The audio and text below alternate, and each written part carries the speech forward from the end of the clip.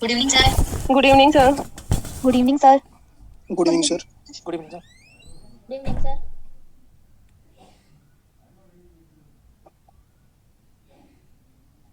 Good evening sir.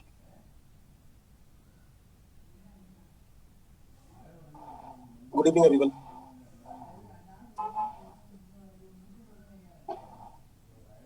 मेरी आवाज clear है सभी को? जी सर। Yes sir. जी हाँ सर। सर। ओके, चलिए आप लोग अपने आप को म्यूट कर लें। कोई भी अपने आप को अनम्यूट ना करें जब तक कोई जरूरत ना हो तब तक। चलिए आगे बढ़ते हैं। आप लोगों को पीडीएफ वगैरह अपलोड हो गई नहीं? यस सर, हो गई। Okay sir. आंसर्स भी मिल गए होंगे आप लोगों को।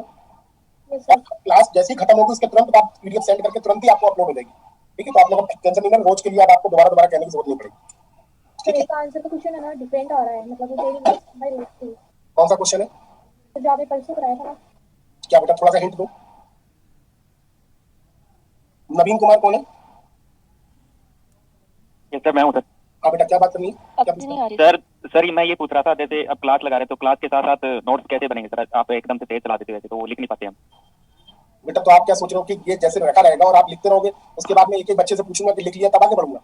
ऑनलाइन में बेटा ये संभव नहीं है। आप ये नहीं सर, सोचो, थोड़ा सा आपको स्पीड में लिखना होगा। बची हुई चीज आप बाद में भी लिख सकते हो। मैं एक बार स्लाइड आपको दिखाता हूँ, उसके बाद स्लाइड अपलोड भी होगी, कहीं ना कहीं से आपको नोट करने को मिल जाएगा। बाकी डिस्कशन जितनी देर होता है उतनी देर स्लाइड सामने ही रहती है। सर आप एक स्लाइड को करके सर, आवाज नहीं आ रही आपकी। सर आप साथ साथ नोट करते रहिए, हम भी उसके साथ साथ नोट करेंगे। ऐसे कोशिश मैं पूरी कर रहा हूँ। देखो बेटा, कुछ कुछ लिमिटेशंस मेरी भी है। ठीक है, कोशिश मैं भी पूरी कर रहा हूँ और आप लोगों को कोशिश करूंगा कि साथ साथ ही लिख पाऊँ। ठीक है, ये फिर सर भी अगर आपका कुछ रह जाएगा तो मैं आपको दिखा दूंगा स्लाइड्स, और आप लोग वरना उससे जब आपको ये दोबारा वापस मिलेगी ऐप पर तो आप ऐप से लिख लेना। फिर भी कोशिश करेंगे कि आपको थोड़ी देर रोक के आपको रोकेंगे, मैं भी रुक रुक के चलूंगा जिससे कि आप लोग लिख पाओ। ठीक है। हाँ सर, यही बोल रहा हूँ मैं, जैसे स्लाइड कंप्लीट हो तो थोड़ा सा बोल दीजिए आप भी। हाँ सर, 20-25 सेकंड चाहिए। कोई बात नहीं बेटा, कोई बात नहीं, कोशिश करेंगे। पता मैंने ये देखा है ना कि मैं अगर रुकूंगा ना बच्चे उधर सुस्त होने लगते हैं। जो और बच्चे हैं ना वो बहुत सुस्त हो जाएंगे तो पता चला लीव कर देते हैं क्लास को, क्या बहुत स्लो चल रहा है मामला। बहुत सारे रेस्ट्रिक्शंस है। कोशिश फिर भी करेंगे कि दोनों के बीच का रास्ता ढूंढ लेते हैं। थोड़ी देर रुकेंगे उसके बाद आगे बढ़ जाएंगे। ठीक है, कोशिश करेंगे। आप लोग पेन भी चलाते रहे और सुनते भी रहे मुझे। ठीक है, और थोड़ा मोड़ा 19-20 अगर हो भी रहा है तो उसको थोड़ा सा एडजस्ट करना, और अगर बहुत ज्यादा दिक्कत लग रही हो तो मुझे बता देना। ठीक है, चलिए केस फर्स्ट कल हम लोगों ने डिस्कस किया था। Horizontal motion in medium in which the retarding force is proportional to velocity, है ना? अब अगर हम यही मोशन का वर्टिकल मोशन की अगर डिस्कशन करें तो कैसे करेंगे? इधर देखें, मान लीजिए कोई पार्टिकल है या कोई बॉल है फॉर एग्जांपल, कुछ भी मान सकते हैं। ये पार्टिकल एक मीडियम में रखा हुआ है, जिस मीडियम में ड्रैग फोर्स है mg, वो सॉरी ड्रैग फोर्स है। एक मिनट रुकिए, पहले मैं सभी को म्यूट कर दे रहा हूँ, उसके बाद थोड़ी देर बाद आपसे बात करेंगे।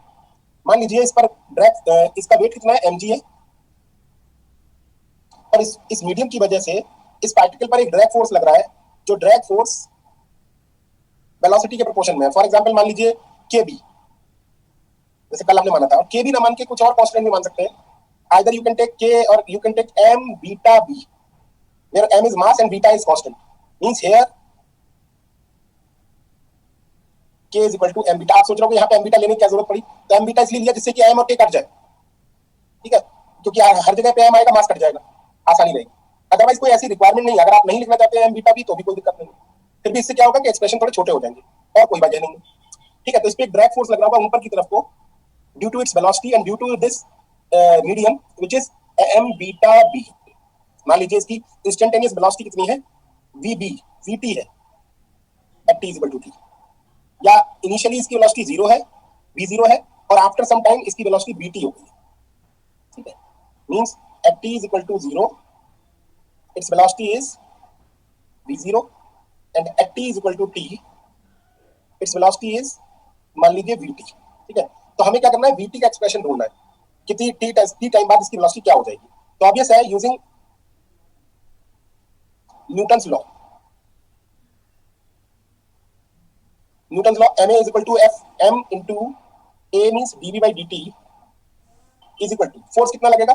नीचे की तरफ को mg है, ऊपर की तरफ को m बीटा b है, तो नेट फोर्स नीचे की तरफ को, क्योंकि motion is along negative z direction या नेगेटिव y डायरेक्शन, तो mg minus m beta b ये मोशन के लिए रिक्वायर्ड फोर्स होगा। ठीक है, अब आप इसको कैसे भी कह लें। और यहाँ पर dv बाई dt क्या होगा? धीरे धीरे ड्रैग की वजह से वेलोसिटी कम होगी, उसके बाद कांस्टेंट हो जाएगी, वो हम देखेंगे अभी। तो ये डिफरेंशियल इक्वेशन आपकी बनी। इस डिफरेंशियल इक्वेशन को आपको सॉल्व करना है। देखो आप यहाँ पर बड़ा आराम से देख सकते हो कि बीटा जो है वो एम जो है वो कैंसिल हो रहा है, इसलिए मैंने वो के को एम बीटा मान लिया। फायदा रहेगा, आपका नुकसान नहीं होगा, आसानी से लिख पाओगे एक्सप्रेशन को। तो d b by g minus beta b is equal to d t. Now you can integrate both sides. अब मान लीजिए इंटीग्रेशन की लिमिट 0 पर टाइम 0 है जब, तो इसकी वेलोसिटी v नॉट है, और टाइम जब t हुआ तो मान लीजिए इसकी वेलोसिटी मान रखा है vt है। तो v integral dv by g minus b, what is the integral of this differential equation? कई लोगों ने बताया ln होगा, तो 1/x का इंटीग्रल होगा log g minus beta b और माइनस बीटा, तो किसका डिफरेंशिएशन आएगा माइनस बीटा, उससे डिवीजन, और अपर लिमिट और लोअर लिमिट। चाहे तो आप लोग बिना स्क्रीन पर देखे इसको सॉल्व करें और बाद में स्क्रीन देखकर इसका आंसर देख लें कि हमने सही किया है गलत। जरा आप लोग सभी लोग नोट कर लें, यहाँ तक पहुंच जाए। मैं एक टाइम तक रुकूंगा, 2 मिनट के लिए, उसके बाद आगे बढ़ूंगा। बाकी लोग अपना हाथ रोके ना, इस इंटीग्रल को आगे कर दिया मैंने, इंटीग्रल आगे इसको एडजस्ट करना है।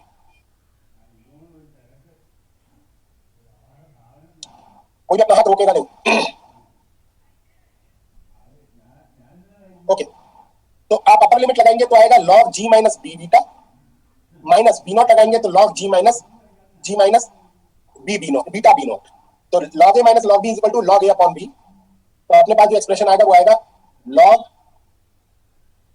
g minus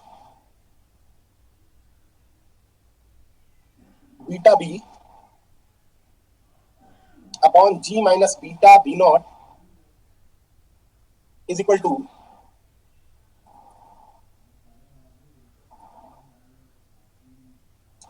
minus beta t. कोई मैंने गलती कर दी हो तो बता देना मुझे, अदरवाइज तो सही चल रहा है मुझे लग रहा है। ठीक है, और यहां से लॉग को अगर एक्सपोनेंशियल पावर में लिखेंगे तो g minus beta b divided by g minus beta b not is equal to e raise to the power minus के बीटा टी।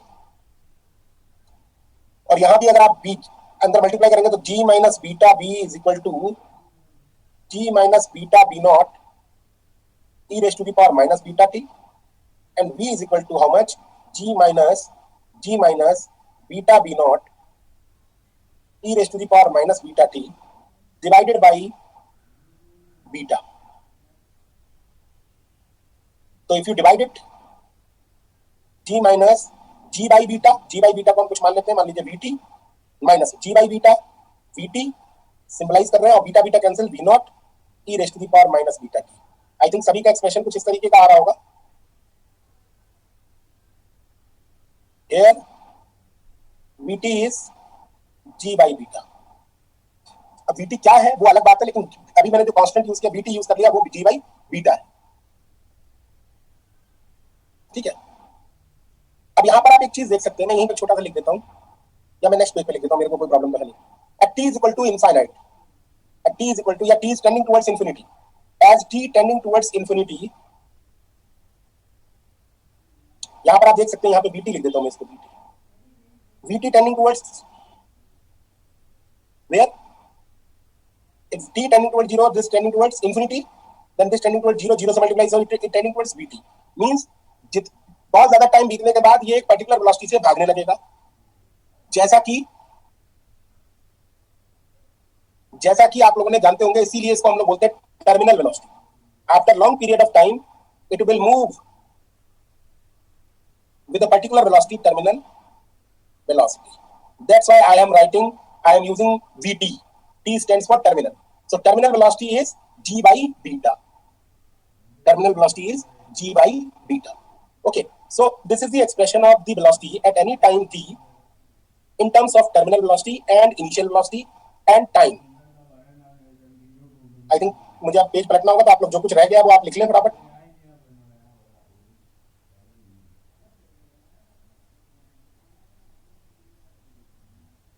चले आगे बढ़ें।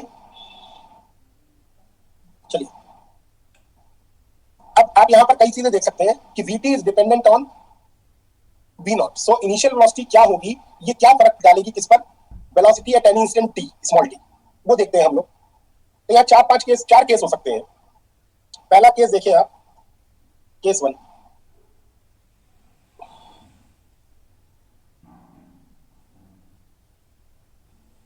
Case 1,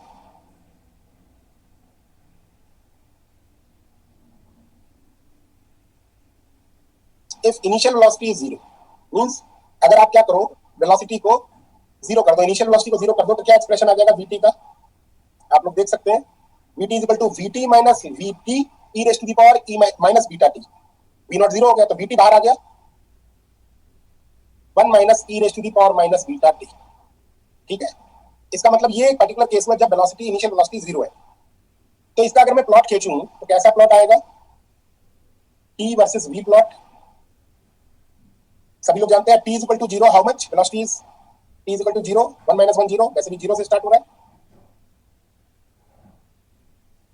and at t is equal to 1 by beta, it will becomes 1 minus 1 by e, 1 minus 1 by e is 0.63, and as t tending towards infinity, vt tending towards vt, so I think this is the mark of terminal velocity, then your graph should be like this, like charging of capacitor. I think सभी मेरी बात को समझ गए होंगे, जो नहीं समझा होगा वो बाद में बताएगा मुझे, अभी मैं मान के चल रहा हूं कि बात आप समझ गए होंगे। के second, if v naught is equal to, for example, if v naught is vt, मान लीजिए कि आपने इनिशियल वेलोसिटी ही टर्मिनल वेलोसिटी के बराबर दे दी, तो if v naught is equal to vt, then vt is how much, देख लें आप, अगर vt लगा दूं v naught की जगह पर, तो vt minus vt is 0, so it will become vt, it means जिसको आपने टर्मिनल वेलोसिटी से ही फेंका है उसका ग्राफ कैसा आएगा, कुछ फर्क नहीं पड़ेगा, it remains moving with same velocity which is not dependent on time, so graph looks like, if this mark is for vt, then plot is like this. तीसरी कंडीशन,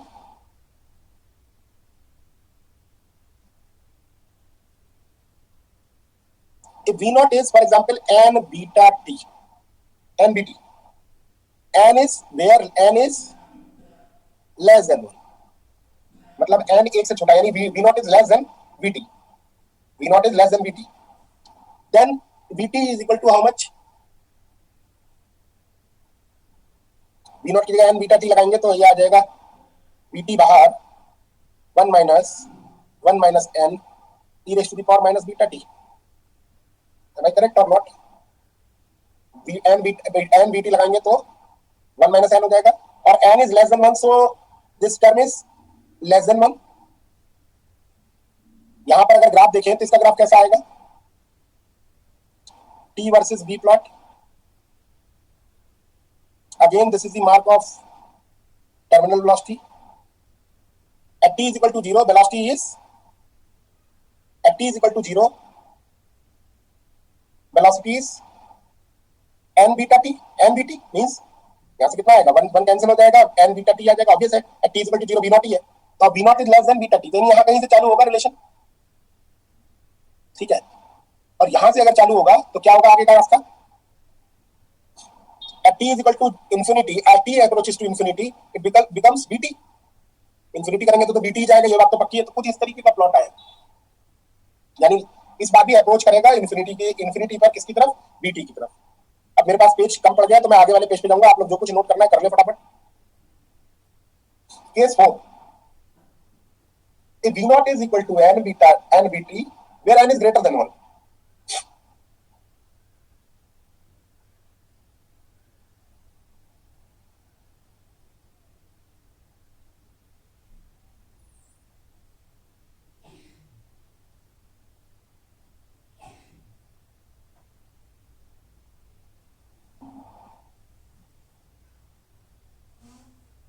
ये b naught ही है, with n is greater than 1।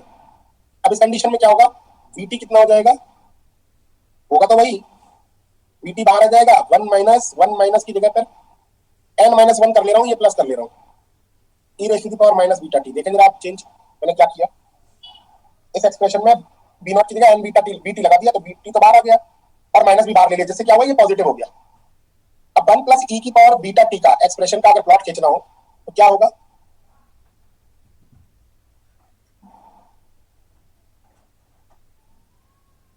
at t is equal to infinity, t is equal to infinity पर क्या आ जाएगा, अभी भी ये टर्म 0 हो जाएगी, बीटी की तरफ ही भागेगा, लेकिन at t is equal to 0, if Vt is greater than V naught is greater than Vt. So I think you can understand that graph is like this. At t is equal to 0, V naught से which is greater than Vt. इसका मतलब एक बहुत अच्छा conclusion निकला कि अगर आप किसी विस्कस लिक्विड में या फिर किसी ऐसे लिक्विड में जिसके अंदर ड्रैग है ना, तो उसमें किसी अगर पार्टिकल को आप किसी भी इनिशियल वेलोसिटी से क्यों ना इसको ड्रॉप करो, ओवरऑल आफ्टर ऑल थोड़ी देर बाद वो मतलब टाइम बीतने के बाद वो किस वेलोसिटी को गेन कर लेगा, टर्मिनल वेलोसिटी, जो कि किसके बराबर है, g बाई बीटा। तो ये ध्यान रखना, g by beta terminal velocity है और ये टर्मिनल वेलोसिटी को ही फाइनली गेन कर लेगा। ये अलग अलग ग्राफ अलग अलग केस में आएंगे। किसी को यहां तक कुछ पूछना हो तो पूछ ले, मैं सबको अनम्यूट कर रहा हूं। किसी को कुछ पूछना है? सर ये केस 4 एक बार रिपीट कर दो। केस 4 देखिए, if v not is greater then vt, मतलब आप इनिशियल वेलोसिटी टर्मिनल वेलोसिटी से ज्यादा दो, तो उस केस में क्या होगा कि आप देखोगे कि 1 माइनस n होगा ना, यहाँ पे n माइनस 1 लिख लो तो यहाँ प्लस साइन आ जाएगा। इससे क्या होगा, ये टर्म पॉजिटिव पावर रहेगी n माइनस 1, तो n इज ग्रेटर देन 1 है। 1 plus e raise to the power minus beta t का प्लॉट कुछ इस तरीके का आएगा। और ये भी यही बता रहा है कि इनिशियल वेलोसिटी जो आपने ज्यादा दी है, ड्रैग मीडियम से क्या करेगा, धीरे धीरे गिराता रहेगा और कहां तक ले आएगा, vt तक। अगर आप vt से कम दोगे तो बढ़ाता रहेगा और कहां तक ले आएगा, vt तक। ये पीछे वाला केस कह रहे हैं। और अगर vt दोगे तो vt ही बनाए रखेगा। ऐसा हो क्यों रहा होगा? ऐसा हो इसलिए रहा होगा क्योंकि नेट फोर्स जो है धीरे धीरे जैसे जैसे वेलोसिटी बढ़ रही है, mg तो इतना ही बड़ा है, वेलोसिटी बढ़ रही है धीरे धीरे, तो ये ड्रैग फोर्स क्या हो रहा होगा, धीरे धीरे इंक्रीज कर रहा होगा, क्योंकि ड्रैग फोर्स क्या है, वेलोसिटी डिपेंडेंट है। एक सिचुएशन ऐसी आएगी जब ये दोनों एक दूसरे को क्या कर लेंगे, बैलेंस। उस वक्त के एम के उस वक्त वेलोसिटी कितनी होगी इसकी, vt। तो vt का एक्सप्रेशन आप डायरेक्ट देख सकते हो, this is equal to this one. जैसे आप लोग सोच रहे हो कि ये कैसे याद रहेगा, तो मैं आपको दिखा रहा हूं कि vt is equal to g by T आ गया।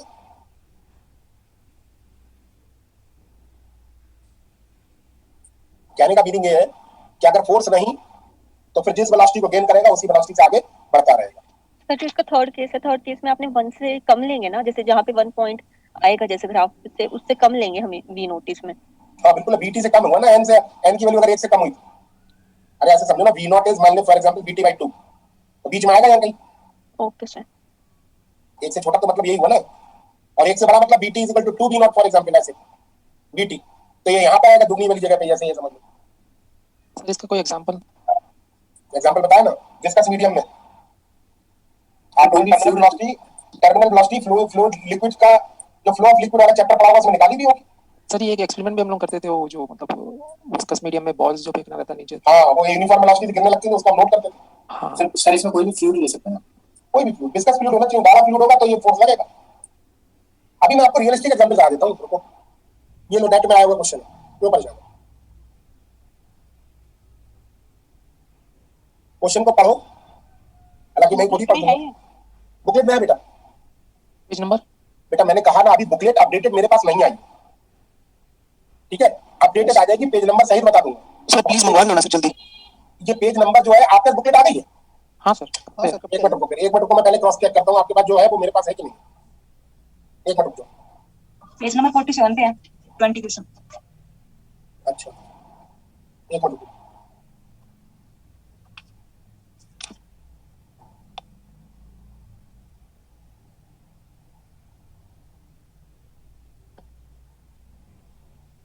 लेवल 1 में, लेवल 2 में? लेवल 2 है सर, लेवल 2 असाइनमेंट नंबर 1। अब देखो, जैसे आप ये देखो, मैंने खोल लिया, ये देखो दिख रही है आपको पीडीएफ? हाँ सर। ये सारे क्वेश्चन जो है वो ड्रैग मीडियम के ही हैं। पेज नंबर तो दिखाइए। पेज नंबर दिखा है 2। हाँ सर। ये ओल्ड वाली है आपकी। अब वही बात है ना, इसीलिए मैं कह रहा हूँ, देखो इतने ज्यादा क्वेश्चन नहीं है, आप लोग इस बात पे फोकस मत करो कि ये बुकलेट में कहाँ होगा, क्योंकि बुकलेट तो आप बाद में देखोगे तो पता चल जाएगा ना कि ये बुकलेट का है क्वेश्चन, ये सबने करवा दिया, इस तरीके का करवा दिया। सर जब रिवीजन करेंगे तो हमें क्वेश्चन लिखना है, यहाँ पे टाइम ज्यादा लगता है, तो रिवीजन में क्वेश्चन लिखा हुआ नहीं होगा तो अंडरस्टैंडिंग नहीं हो पाएगी सही से। चलो ठीक है, मैं मंगवाता हूँ आज।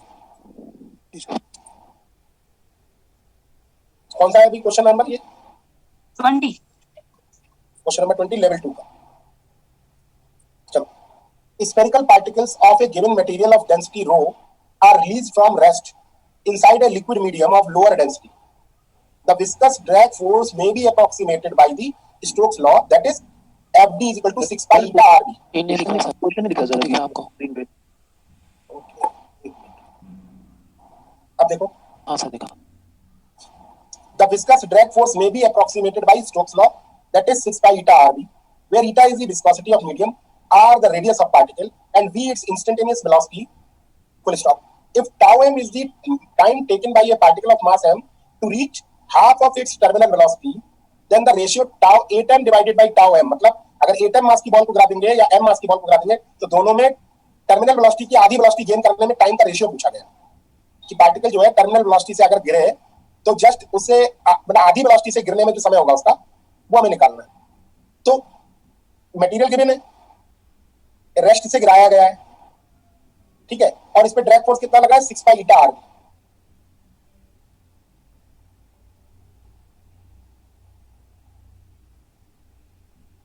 mg नीचे लग रहा है, पुराना सवाल ही तो बना, तो नेट फोर्स कितना हुआ mg minus 6 pi eta r v, ये फोर्स किसके बराबर हो जाएगा m dv बाई dt के, ये न्यूटन लॉ लगाती है, इसमें तो कोई दिक्कत नहीं। अब m से डिवाइड करते हैं अगर dv by dt is equal to, आवाज बंद करें, वेट कर लो। dv by dt is equal to g minus 6 pi eta r by m into v, ठीक है। तो मान लेते हैं इसको अल्फा, इसको बीटा, जिससे क्या होगा हमारा इक्वेशन सॉल्व करने में थोड़ी आसानी हो जाएगी। वेयर अल्फा बीटा इज, आपको दिख रहा है alpha is v and beta is 6 pi eta r v divided by m। यहां तक समझ में आ रहा होगा। प्रीवियस रिजल्ट का भी इस्तेमाल कर सकते हैं, लेकिन वो मैं रिकमेंड नहीं करूंगा आपको, क्योंकि इसमें गलती हो सकती है कि वो कंडीशन अलग है और ये कंडीशन अलग है, पता चला थोड़ी सी गड़बड़ हो गई तो डिफरेंशियल इक्वेशन ही गड़बड़ आ जाएगी। तो overall dv by dt is equal to हो गया इतना, तो dv upon alpha minus beta b is equal to dt, और इंटीग्रेट करूंगा, आप लोग खुद ही करें,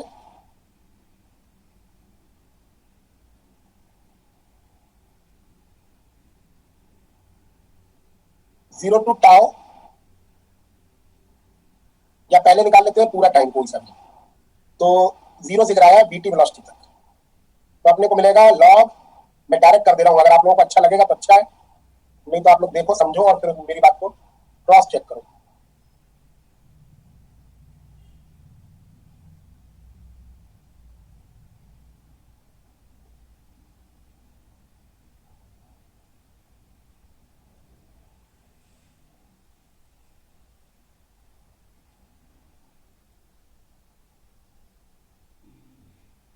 क्या ये बात आ गई आप लोगों के यहां तक? नहीं,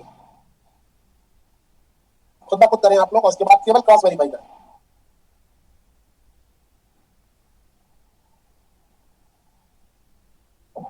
अब अकॉर्डिंग टू क्वेश्चन,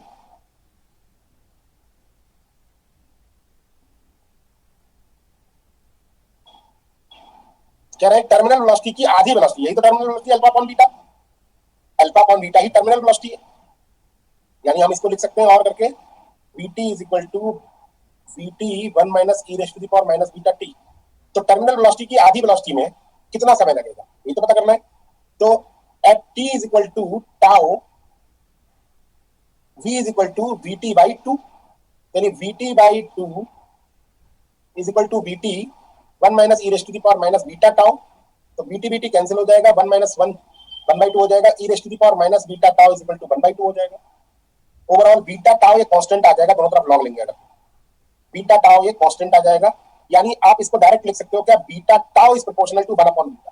आप सोचें, आप इसको थोड़ा सा सोचें कि ऐसे लिख सकते हैं या नहीं लिख सकते।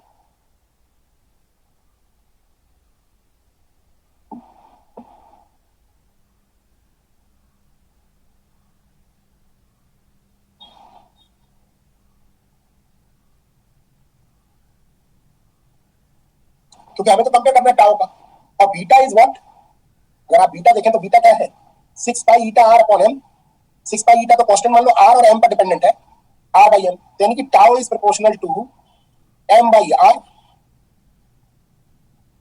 Beta is proportional to r by m, so tau is proportional to m by r. अब एक बात देखिए, एम मास का है अगर, तब तो m by r आएगा। और अगर 8m का है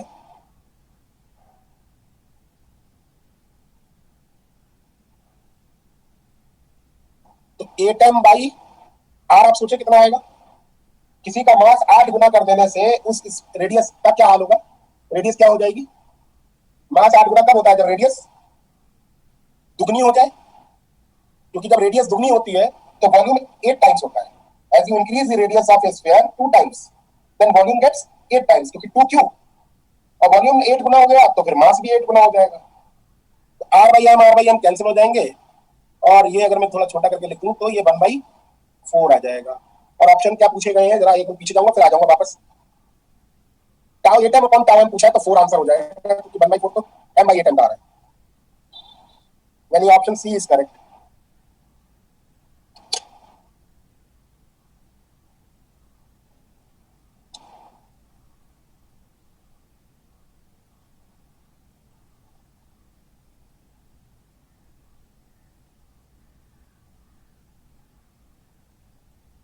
किसी को कोई डाउट हो तो पूछ सकता है। सर तो इसमें फोर्स है, एक तो नीचे लगा जो वेट वाली, सर जो ये अपोजिट फोर्स लगेगी मतलब जो कोऑर्डिनेट एक्सिस के अकॉर्डिंग आपने सिस्टम बताया था उसमें तो पॉजिटिव लेना चाहिए था ना, उसके हिसाब से तो फिर बेटा फिर उस हिसाब से नीचे की डायरेक्शन को नेगेटिव लोगे तो आगे फिर नेगेटिव आ जाएगा, फिर बात वहीं आ जाएगी। ओके सर, इससे फर्क नहीं पड़ेगा। Okay sir. और किसी को कोई डाउट। रेडियस वाला फिर से बता दें। आप लोगों ने सरफेस टेंशन के सवाल करे कभी 11th 12th क्लास में? सर किए बबल ड्रॉप की हाँ सर 8 ड्रॉप अगर मिला दो तो बड़ी ड्रॉप का रेडियस कितनी हो जाएगी ये मिलने के बाद बनेगी, दुगनी। अरे 4/3 पाई r क्यूब, ऐसी 8 ड्रॉप मिला दो तो बड़ी रेडियस कितनी होगी, ये कैंसिल हो गया, क्यूब रूट लोगे 2r। तो डेंसिटी सेम रखनी है, डेंसिटी सेम रखनी है, इसीलिए ऐसा सवाल लिखा हुआ है। शुरुआत में लिखा हुआ है for a given material of A given material. Yes sir. Sir repeat करना सर, ये वाला कि रेडियस डबल कैसे हो गया, ये वाला समझ में आया। बहुत छोटी सी बात पूछ रहे हैं। डेंसिटी क्या होता है, मास पर यूनिट वॉल्यूम होता है। तो मास जो होता है वो डेंसिटी इनटू वॉल्यूम हो गया। वॉल्यूम क्या होता है, स्फीयर का 4/3 पाई r क्यूब होता है। मास को 8 टाइम्स करना है तो r को दुगना कर दूंगा तभी तो 8 टाइम्स हो जाएगा। 8 टाइम का मतलब क्या हो गया, नहीं समझ में आया।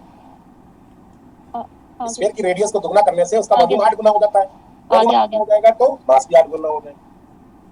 और किसी का कोई डाउट हो, कंसेप्चुअल कोई एरर समझ में नहीं आ रही हो तो बता दो, कोई गड़बड़ लग रही है। सर ये टाउ की प्रोपोर्शनलिटी कैसे निकाली है, ये बताइए। लॉग ले लो दोनों तरफ जी, तो beta tau is equal to जो भी होगा कांस्टेंट ही आएगा ना, चाहे लॉग ही हो चाहे 1/2 का लॉग हो। हाँ सर ठीक है सर, आगे टाउ कांस्टेंट होगा तो टाउ इज प्रोपोर्शनल टू 1/बीटा होगा। जी जी जी। आप पूछो। और सर इसमें जो ये जो 2 बनेगा, log 2 बनेगा, इसकी वैल्यू को कांस्टेंट मान लिया है। अरे प्रोपोर्शनलिटी में चला गया ना वो। हाँ ठीक है सर, ये पूछना था सर। होता नहीं है कांस्टेंट लॉग 2 में। जी जी। कितनी होती है 0.6 कुछ करके 0.693 0.693 होती है ना कांस्टेंट, माना कुछ नहीं है। ठीक है सर। और किसी को कोई डाउट है? सर इसमें विस्कस मीडियम है कौन सा? जो सा आप मानना चाहो। फिर दिया है यहाँ लिक्विड मीडियम है। सर ऑयल का चेंज हो जाएगा ना फिर? क्या सर तो बेटा ऑयल का क्या चेंज हो जाएगा, ईटा ना। हाँ सर। तो इससे क्या फर्क पड़ेगा सवाल में। अगर ये क्वेश्चन होता कि भाई एक बार लिक्विड में गिरा है एक बार ऑयल में गिरा है तब ठीक है, ईटा का फैक्टर भी आता। भाई गिराई दोनों पार्टिकल जो है वो लिक्विड मीडियम में है, सेम मीडियम में गिराएगा तो कोई फर्क नहीं है इस बात में। फर्क तो नहीं पड़ेगा, लिक्विड और एक और नहीं सर, एक लिक्विड में गिरा है और एक ऑयल में गिरा है तो फर्क पड़ जाएगा ना। तो फर्क पड़ेगा। तो ऐसे तो बहुत सवाल हो सकते थे इसी सवाल में कि अगर मान लो आपने रेडियस को बदलने की बजाय क्या करते हैं, विस्कोसिटी बदल दी। विस्कोसिटी बदलने की बजाय आपकी बार में 1/2 बोला, हाफ वेलोसिटी 1/3 वेलोसिटी हो तो 1/3 हो जाए तो क्या होगा। अगर यही क्वेश्चन यहाँ पे हाफ की जगह है ये हो जाए थ्राइस ये 1/3 तो क्या होगा बताओ। सेम ही रहेगा सर, कुछ फर्क नहीं पड़ेगा नहीं है ना। और अगर ये पूछो टर्मिनल वेलोसिटी की जगह टर्मिनल ही होता है बताओ तब क्या होता आंसर, सेम होता। तो इसीलिए क्या हुआ कि जिन लोगों ने ये पूरा करके देखा वो तो इस कंक्लूजन में पहुंच पाए कि ये करना है, लेकिन कुछ लोग ने जो लोग दिमाग लगाए होंगे वो इतना पूरा करके देखने की जरूरत नहीं होगी उन्हें, क्योंकि टर्मिनल वेलोसिटी आप मुझे बताओ, ट्रिकी अगर करना चाहो इस सवाल को तो कैसे करोगे भाई? टर्मिनल वेलोसिटी का मतलब हुआ ऊपर वाला फोर्स नीचे वाले फोर्स के बराबर जिस समय हो जाएगा लो कर देंगे उसको। तो टर्मिनल वेलोसिटी पे चलेगा उस वक्त, है ना। और नीचे वाला फोर्स कितना है, mg, ऊपर वाला 6 पाई ईटा r vt, तो 6 pi eta r vt is mg, तो यानी vt is proportional to 1 upon r, 1 upon r, अब 1 अपॉन r भी ना कहके m अपॉन r बोलते, और vt अगर m अपॉन r के है प्रोपोर्शन में तो v स्मॉल t भी होगा, क्योंकि वो तो किसी भी टाइम के लिए सेम आ रहा है। और m किसके प्रोपोर्शन में होता है, m mass is equal to density into volume, volume is proportional to r cube, तो ये r स्क्वायर के प्रोपोर्शन में टाइम आ गया एक तरीके से। अब अगर a टाइम है, टाइम सॉरी,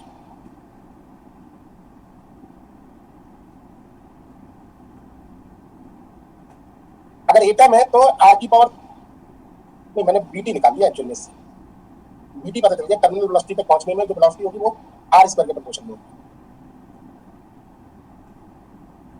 तो सर वो mr स्क्वायर हो गया तो शॉर्ट ट्रिक में कंफ्यूजन हो रही है ना, तो दूसरे तरीके से करते हैं ना, ऐसा नहीं मैं कह रहा हूँ vt जो होगा वो होगा कितना होगा, mg upon 6 pi eta r, ये तो होगी vt। अब आप लोगों ने वो फार्मूला पढ़ा है कि जीरो से अगर चले तो vt बराबर होता है, इस तरीके का हम लोगों ने निकाला था अभी, Yes, sir. ये यहाँ पर केस फर्स्ट, और बीटा क्या था यहाँ पर, k अपॉन m, जो प्रोपोर्शनलिटी फैक्टर है उसका डिवीजन में m, तो यहाँ पे आ जाएगा कितना, k अपॉन m का मतलब k कौन काम कर रहा है यहाँ पे, ये काम कर रहा है ना k का, तो 6 pi eta r upon m into t, ये सही लिखा हुआ है आप लोग, Yes, sir. है ना।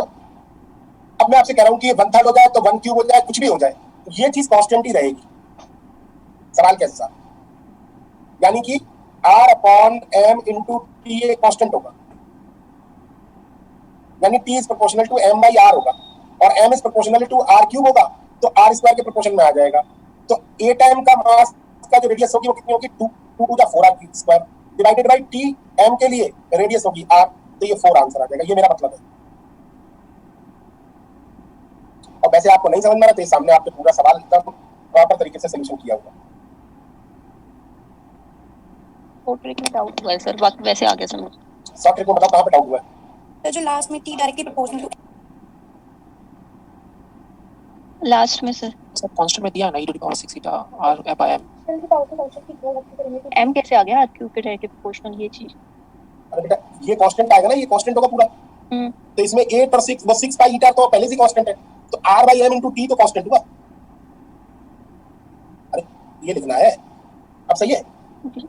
आ गया सर। अब सर m की सर इसके बाद कैसे आया, m बाय r के तो आ गया t, उसके बाद sir directly proportional to r square कैसे हो। मास होता है डेंसिटी इनटू वॉल्यूम, और वॉल्यूम होता है r क्यूब के प्रोपोर्शन में। Okay sir.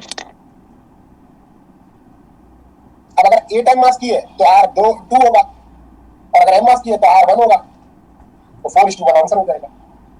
अभी भी नहीं समझ में आया क्या सर, अब तो किसी और को कोई डाउट? सर इसमें तो नहीं नेगेटिव पॉजिटिव ऐसा कुछ लेंगे कि भाई नहीं ये तो सिंपल वही क्वेश्चन है, कोई जो पीछे आर्टिकल पढ़ाया था वही क्वेश्चन है, बस दोनों को इक्वल करना है आपस में। हाँ। अब जैसे मान लो मैं आपसे कहूँ क्वेश्चन बदल दूं, ये क्वेश्चन ये नेट में आया हुआ है, मैं अभी उठा लेता हूँ इसको।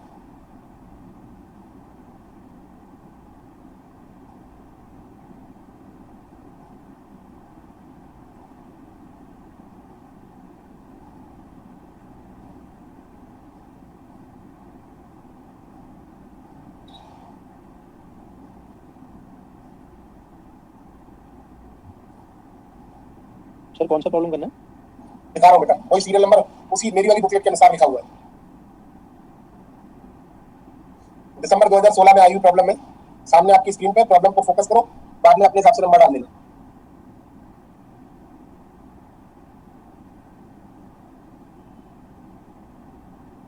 एक मिनट क्वेश्चन पढ़ लेते हैं, उसके बाद आप लोगों की बात करते हैं।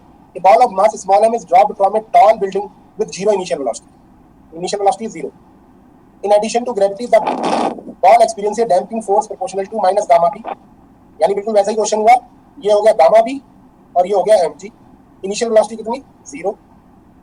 तो फार्मूला क्या हो गया? सिंपल सिंपल समझे, Vt is equal to Vt 1 minus e raise to the power minus, यहाँ पर जो प्रोपोर्शनलिटी फैक्टर है वो वाला आएगा लेकिन m से डिवीजन होगा, तो gamma upon m into v, यही आएगा ना। तुम्हारा रिजल्ट यूज कर लिया मैंने, नहीं समझ में आया? रेस टू पावर टी होगा सर टी होगा सर टी ठीक है। अब Vt कितना होगा? Vt तब होगा जब गामा Vt बराबर हो जाए mg के, तो Vt होगा कितना? mg by gamma, mg by gamma. तो ओवरऑल क्या है? mg बाई गामा लिख ले रहा हूं मैं इसे।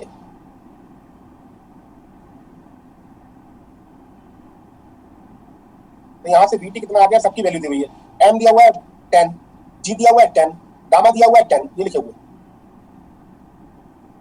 तो ये तो 10 10 10 कैंसिल हो जाएंगे, 10 आ जाएगा, 1 माइनस गामा दिया हुआ है 10 और जी m दिया हुआ है 10, तो ये minus e raise to the power minus t आ जाएगा। अब पूछा क्या है? The distance travelled in metre, तो डिस्टेंस कैसे निकालोगे? dv को लिख लो dxt upon dt, then 1 minus e raise to the power minus t, integrate कर दो, तो 10 t minus e raise to the power minus t का फिर से करूंगा तो plus t, plus a constant of integral, है ना? बिना इसके बात नहीं बनेगी, क्योंकि आपने इंडेफिनिट इंटीग्रल किया है ना, डेफिनेट करना होता तो इंडेफिनिट हो जाता है। कांस्टेंट ऑफ इंटीग्रल की वैल्यू कितनी होगी? एट t इक्वल टू 0, अभी मैं पीछे वाली स्लाइड दिखाऊंगा, एक मिनट रुक जाए, x equal to 0, at t equal to 0, x equal to 0, चला भी कुछ नहीं था शुरू में, तो 0 0 लगाएंगे तो ये आ जाएगा c1 कितना आ जाएगा? At t equal to 0, x equal to 0, c1 कितना आ जाएगा? -10 c1 आ जाएगा -10। तो अपना सोल्यूशन क्या आ जाएगा? xt equal to 10 t minus e raise to the power minus t, sorry t plus e raise to the power minus t minus 10, तो 10 बाहर 1, sorry t minus 1 plus e raise to the power minus t, ये answer आ जाएगा। हाँ तो 10 बाहर t minus 1 e raise to the power minus t, कौन option है? बी। ये ऑप्शन करेक्ट है। सिंपल आते हैं क्वेश्चन, लेकिन आप कंसेप्ट भी आप सही होने चाहिए। ये पेज नंबर 2 क्वेश्चन 7 है। तो इसमें ठीक है। बी आज और बर्दाश्त कर लो मुझे, क्वेश्चन लेके क्वेश्चन नंबर आज मैं बुकलेट मंगवा पेज दूंगा कौन सा है? आपके पास। Page 2 question number 8। बेटा सब जैसे 1 या 2 पे ही होगा। सर इसमें जो डेम्पिंग फोर्स माइनस गामा भी दिया है वो माइनस साइन डायरेक्शन दिखा रहा है उसका फोर्स का। या तो आप माइनस साइन डायरेक्शन को बोल लो, ये ना, अच्छा ये फॉर्म दी हुई है, वो ये बता रहा है डैम्पिंग है, वो दिखा रहा है कि जिधर भी होगा उसके उल्टे लगेगा, जिधर मोशन होगा उसके अपोजिट लगेगा, यही बताना चाह रहा हूं। Okay sir. सर ये जो वेलोसिटी है vt ये टर्मिनल वेलोसिटी है ना? हाँ बेटा, अभी तो ये ट्राई भी की थी हम लोगों ने, ये देखो लिखा भी था नीचे, vt इज टर्मिनल वेलोसिटी। तो सर इसमें जो हमने बीटा की वैल्यू ली है क्वेश्चन में, वो गामा बाय m। अरे बेटा शुरू में ही गड़बड़ कर ली, मतलब अगर आप देखो तो यहाँ पे ही चेंज कर लिया था ना हमने। अरे के गामा दिया हुआ है यहाँ पर, तो बीटा क्या हुआ? गामा बाई m हुआ ना। Okay sir. वो बहुत बड़ा इशू नहीं होगा। चलो आगे बढ़ो, अगला क्वेश्चन, ये आपकी बुकलेट में नहीं होगा। तो एक सेकंड बैक साइड कर दीजिए।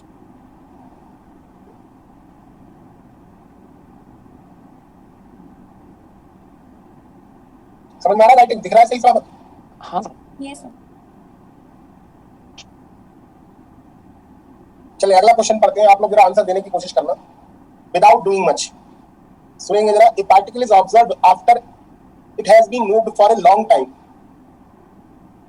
under the influence of a constant force in a medium that applies a drag force proportional to the square of its velocity.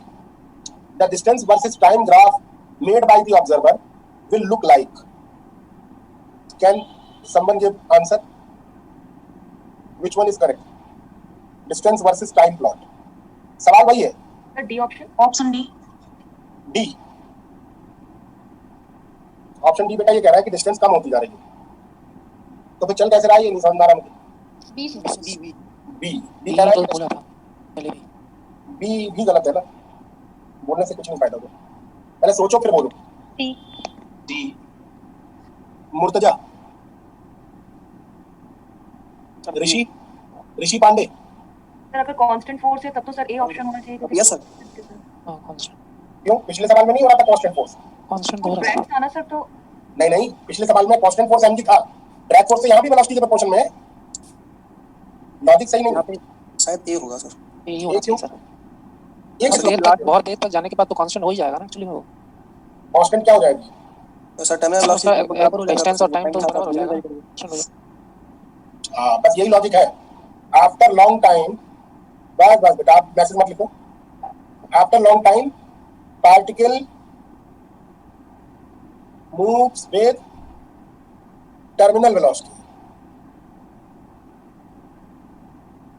ठीक है, so v is equal to vt। उसके बाद थोड़ी इधर उधर भागना है, इसी वेलोसिटी भाग रहा है। इसको लिख लो dxt upon dt is equal to vt। तो xt is equal to how much? vt into t plus constant of integral. So what is the graph of x versus t? Linear. So A option is correct. तो जिन लोगों ने answer ये दिया वो सही दिया, logic अगर यही सोच के दिया है तो बिल्कुल सही है। तो अगर आपको मान लो ये नहीं दिया होता कि आफ्टर ए लॉन्ग टाइम, तब ये क्वेश्चन बहुत टिपिकल हो जाता है। आप लोग करने की कोशिश करना, ये यहाँ पर क्या क्या फर्क पड़ेगा। हाँ बेटा बोले। इंटीग्रेशन थोड़ा डिफिकल्ट है इसमें। फोर आसान है इस बार इंटीग्रेशन। किसका बेटा बोल लो? अगर 20 पर ले ले तो नहीं, आप कह रहे थे ना कि अगर इसको सोल्व करें तो थोड़ा लेंदी हो जाएगा। हाँ, तो मैं बता रहा हूँ ना, वही आप भी वही बोल रही हो ना। मैं कह रहा हूँ कि होगा क्या ना, यहाँ पे 20 पर आ गया ना, अगर मान लो यहाँ आ गया, दिखा आप लोगों को, यहाँ पे 20 पर आ जाएगा तो इंटीग्रल कैसे करोगे?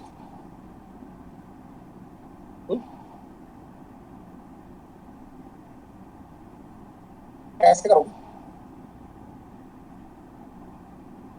अच्छा, इसका इंटीग्रल को बताएगा कितना होता है? तो 10 inverse x one upon only log something होगा। log 1 plus x upon 1 किसका होता है tan इनवर्स? इसका होता है tan inverse। a square minus x square का ऐसा नहीं होता, ऐसा होगा 1/2a। log 1 plus x upon 1 log x 1 plus x upon हाँ 1। सर, हाफ ऑफ लेन। ऐसा ही तो होगा ना, पार्शियल फ्रैक्शन करोगे तब होगा नहीं। हाँ सर। तो ये बहुत टेढ़ा सवाल हो जाएगा और कोई बात नहीं, फिर वो सवाल होता ही नहीं, बहुत टाइम लग जाएगा। आप लोग चाहें, अच्छा कई लोग पूछ रहे हैं बार बार कि ये जो बराबर कर देता हूँ मैं ड्रैग फोर्स के, वो क्या है? तो एक बार जरा देख लो। पहले mg है मान लीजिए, ठीक है, और ड्रैग फोर्स कुछ नहीं, क्योंकि रेस्ट में था मान लो पार्टिकल। अब mg है, लेकिन धीरे धीरे पार्टिकल के अंदर क्या हो रहा है? वेलोसिटी पकड़ने लग रहा है। मान लीजिए अब b वेलोसिटी से भाग रहा है, तो इसके अंदर ड्रैग फोर्स आ जाएगा या नहीं आ जाएगा? kb। फिर और नीचे आएगा, वेलोसिटी और बढ़ गई, वेलोसिटी बढ़ गई तो ये उतना ही बड़ा है अभी भी mg। वेलोसिटी बढ़ गई तो ड्रैग फोर्स भी बढ़ जाएगा। एक सिचुएशन ऐसी आएगी जब ड्रैग जो है वो बराबर हो जाएगा किसके? kb बराबर हो जाएगा mg के। अगर ऐसा हो गया तो इस वेलोसिटी को हम लोग टर्मिनल वेलोसिटी क्यों कहेंगे? क्योंकि इसके बाद नेट फोर्स कितना हो जाएगा? इसके बाद नेट फोर्स कितना हो जाएगा? जीरो। और जीरो फोर्स अगर है तो जिस वेलोसिटी से पार्टिकल गिर रहा है उसी वेलोसिटी से गिरता रहेगा, तो ना ड्रैग बढ़ेगा ना वेट, तो नेट फोर्स हमेशा क्या रहेगा? जीरो ही रहेगा फर्दर मोशन में। और जीरो अगर रहेगा तो फिर वेलोसिटी बढ़ेगी नहीं, इसीलिए इसका नाम रख दिया टर्मिनल वेलोसिटी। अब समझ में आया ये कंसेप्ट? आपने जो एक बार वो फ्रिक्शन वाली बताई थी ना, वो बॉक्स रख के, हाँ, वो जो मतलब आपने रफ लिया था कि इतना पे 0 पे 0 बढ़ेगा, 1 पे 1, वही वाला केस है ना ये सब? ये वाला उससे कंपेयर मत करो। उसमें कहने का मतलब ये था कि फ्रिक्शन फोर्स कोई अपने आप नहीं लगता। जब तक आप अप्लाई फोर्स नहीं करोगे, जब तक आप अप्लाई फोर्स नहीं करोगे, तब तक फ्रिक्शनल फोर्स डेवलप नहीं होता। अगर ऐसा होता तो हर चीज मूव कर रही होती कभी ना कभी। तो frictional force is self adjusting in nature, अपने आप ही क्या करता है? अपने आप को एडजस्ट करता है up to a particular limit. जिस लिमिट तक वो बढ़ता है उस लिमिट को हम लोग बोलते हैं लिमिटिंग फ्रिक्शन। उसके बाद बढ़ना बंद कर देता है। उसका कहता है जो अप्लाई फोर्स कहता है वही करना। समझ आ रहा बात? Yes sir. चलिए, उस फोर्स के बारे में करने के लिए बेटा क्लियर हुआ कंसेप्ट? नहीं, अब ड्रैग फोर्स से रिलेटेड कोई भी सवाल आएगा तो पता है क्या बदल जाएगा? क्या बदल जाएगा? ड्रैग फोर्स से रिलेटेड कोई भी क्वेश्चन आया तो क्या बदल जाएगा? अरे बेटा डिफरेंशियल इक्वेशन बदल जाएगी, जिसका इंटीग्रेशन बदल जाएगा। और आपको इंटीग्रेशन अच्छा से आता होगा तो आपका आंसर भी आ जाएगा और कुछ फर्क नहीं पड़ेगा। समझ में आ गया?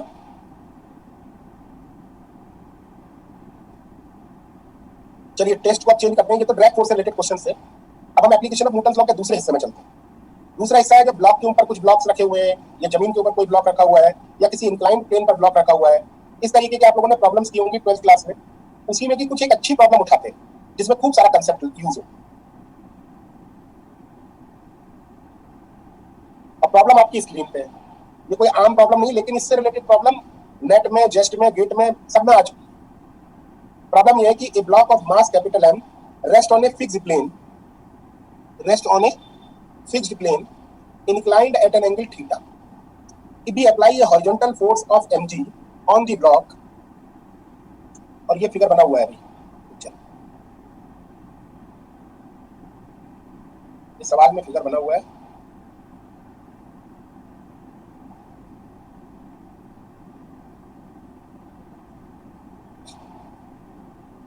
if we apply a horizontal force of mg on the block as shown in figure, assume that the frictional force between the block and the plane is large enough to keep the block at rest. What are the normal and frictional forces that the plane exerts on the block? And if the coefficient of static friction is mu, then for what range of theta will the block in fact remains at rest? सवाल नहीं समझ में आया होगा आगे लोग, आ गया भाई। एक प्लेन के ऊपर एक ब्लॉक रखा हुआ है, ये सवाल तो सब लोगों ने बहुत किया होगा। कैसे करते थे? mg नीचे लग रहा है, नॉर्मल रिएक्शन ऊपर लग रहा है, mg के दो कंपोनेंट कर लेते थे, थीटा ये theta, mg cos theta, mg sin theta, ऐसे तो करते थे। फ्रिक्शनल फोर्स दिखा देते थे, तुम अच्छे से पता होता था फ्रिक्शनल फोर्स म्यू एन होगा, हो जाता था सवाल। इसमें कौन सी बड़ी बात थी? इस सवाल में और उस सवाल में जमीन आसमान का फर्क है, क्योंकि इसमें एक एक्स्ट्रा फोर्स भी लगा हुआ है जिसका नाम है mg और हॉरिजॉन्टल। तो ये फोर्स ही इस प्रॉब्लम को बहुत इंटरेक्टिव प्रॉब्लम बना देता है। वो देखते हैं क्या करता है। तो सबसे पहले हम देखेंगे कि भाई फोर्स कौन कौन से लग रहा है। तो इसके लिए मैंने पहले से फिगर बना के, तो चलिए अभी आप लोगों को मैं बना के दिखाता हूं।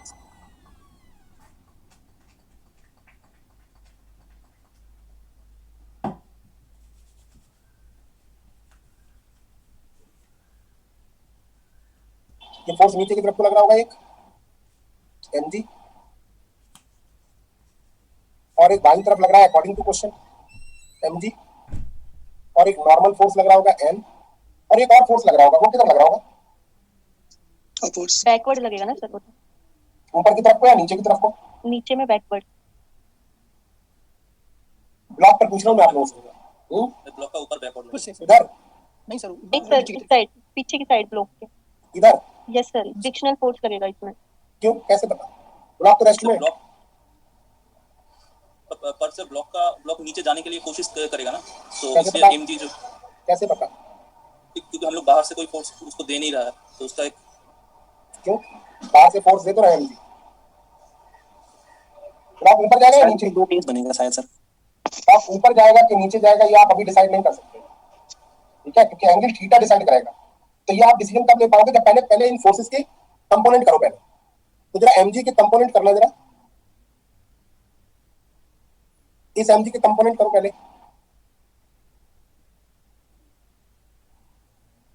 ये एंगल थीटा है तो ये एंगल भी थीटा होगा, mg cos थीटा हो जाएगा ये,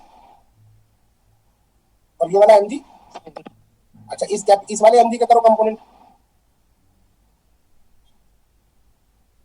सर एक को स्मॉल से डिनोट कर दो, कंफ्यूजन हो जाएगी। किसको? तो ये दो mg कैसे हो गए? सर वही एक को स्मॉल m से डिनोट कर दो, एक नहीं को कर सकते ऐसे क्यों कर दूं भाई? सवाल में लिखा हुआ है तो ओके सर। लिखा हुआ है block of mass capital M and horizontal force of mass mg, तो कैपिटल M ही है।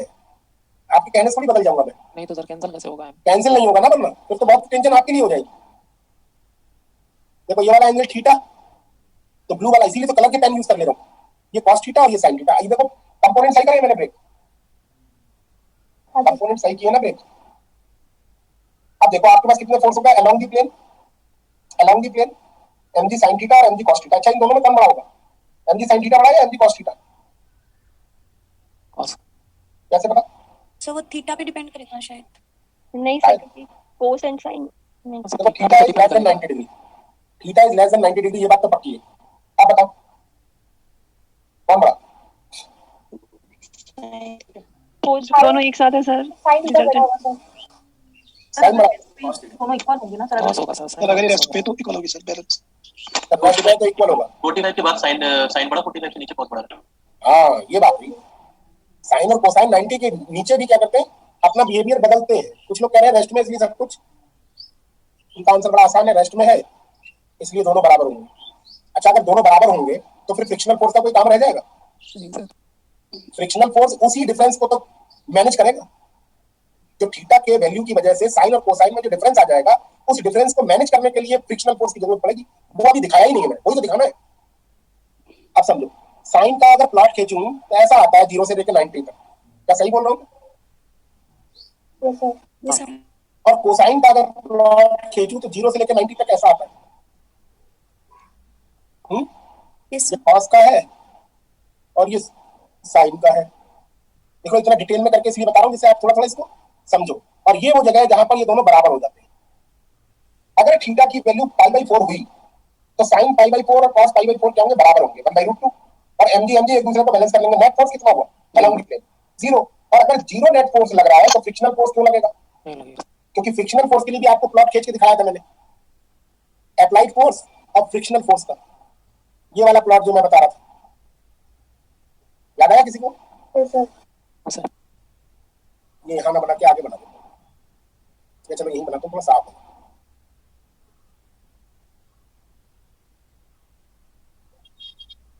और केवल इतना हिस्सा बनाता हूँ क्योंकि स्टैटिक्स वाला पढ़ रहे हैं ना हम। ब्लॉक चल तो रहा नहीं है तो यानी हर वक्त स्टैटिक फ्रिक्शन ही रहेगा। तो जैसे ये डिफरेंस 0 तो अप्लाइड फोर्स 0, अप्लाइड फोर्स 0 तो फ्रिक्शनल फोर्स 0। अच्छा एक बात बताओ, अगर π/4 से बड़ा होगा तो इनके बीच का डिफरेंस कितना होगा? जो इनका गैप दिखाई दे रहा होगा, यही तो है गैप। हाँ सर। अगर थीटा की वैल्यू π/4 से बड़ी हुई तो ये जो इनके बीच का डिफरेंस होगा वो साइन थीटा और cos थीटा के बीच का डिफरेंस वो कौन होगा? Applied force. उसको मैनेज करने के लिए फ्रिक्शनल फोर्स डेवलप होना पड़ेगा, तभी ब्लॉक रुक पाएगा। तो ब्लॉक रुकने के लिए क्या होगा? फ्रिक्शनल फोर्स को भी अपने हिसाब से क्या करना पड़ेगा? एडजस्ट। तो ये सिचुएशन में ये अपने आप को इस तरीके से एडजस्ट करेगा। और बढ़ाओ फ्रिक्शनल फोर्स, सॉरी एंगल। तो मान लीजिए वो लिमिट है जहां पे ये पीक पहुंच चुका है। इतना डिफरेंस हो गया है कि अप्लाइड फोर्स अपने लिमिटिंग फ्रिक्शन के बराबर हो चुका है। मतलब इतना लिमिटिंग फ्रिक्शन लग रहा है कि अब इसके आगे बर्दाश्त नहीं होगा। यानी ये वो एंगल होगा जिसके आगे बॉल खिसक जाएगी। ये ब्लॉक जो है वो खिसक जाएगा इसके आगे, बट इससे नीचे क्या रहेगा? रुका रहेगा, क्योंकि उसे फ्रिक्शनल फोर्स बैलेंस करता रहेगा। सिमिलरली दूसरी तरफ देखें अगर, अच्छा इस केस में किधर की तरफ को फ्रिक्शनल फोर्स लगेगा? जब थीटा 45 से बड़ा होगा तो कौन बड़ा है? साइन या कोसाइन? साइन बड़ा है। साइन बड़ा है तो फिर इस केस में फ्रिक्शनल फोर्स पीछे की Cos की तरफ तरफ लगेगा, लगेगा। कॉस की तरफ को लगेगा, हेल्प करेगा कि साइन का जो बड़ापन है वो उसको खत्म कर पाए, अभी रुक जाएगा। अच्छा अब इधर की तरफ को बढ़ो, जितना आप π/4 से कम करोगे डिफरेंस बढ़ेगा तो ये वाला ग्राफ फिर से यही काम करेगा ये। और एक सिचुएशन फिर इधर भी आएगी ऐसी, जब ये अपने पीक पर होगा।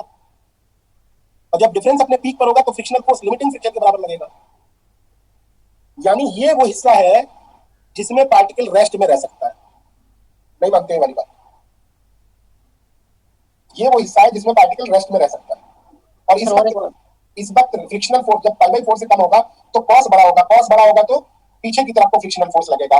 मींस ब्लॉक अगर if angle is greater than π/4 then block's tendency is to move upward on the inclined plane, and if angle is less than π/4 then block's tendency is to go in downward direction. Tendency, not going. जा नहीं रहा है, कहीं जाना चाहता है नीचे, तो उसे आपको क्या करना पड़ेगा? ऊपर की तरफ को फ्रिक्शनल फोर्स लगा के होल्ड करना होगा। तो एक पर्टिकुलर रेंज होगी जिस थीटा तक ये क्या होगा? बैलेंस हो जाएगा। तो वो मिनिमम थीटा और मैक्सिमम थीटा के बीच का एंगल हमें पता लगाना है। तो जरा पिक्चर को देखें, ये वो एंगल है जहां पर ये अपने मिनिमम पर है और ये वो एंगल है जहां पर ये अपने मैक्सिमम पर है, और इसके बीच के एंगलों पर तो वो रुका हुआ है, ये तो हमने देख ही लिया। तो for this particular value of θ1 components अगर दिखाऊं तो ये वाला कंपोनेंट कितना होगा? mg क्या था? cos θ1। और ये वाला कंपोनेंट क्या होगा?